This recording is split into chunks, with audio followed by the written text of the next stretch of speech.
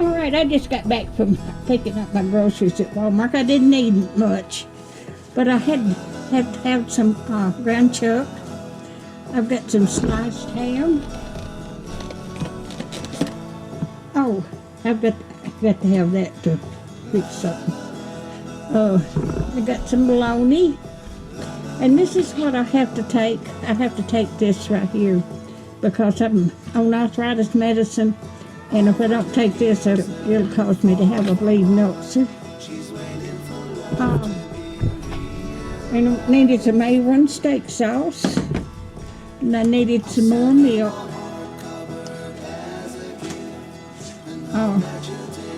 And my grandson wanted some cookies. So we got some cookies.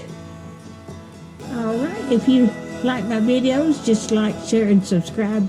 And hit that little bell when you want to be notified when I got another video coming out. And thank y'all so much for watching. Thank you.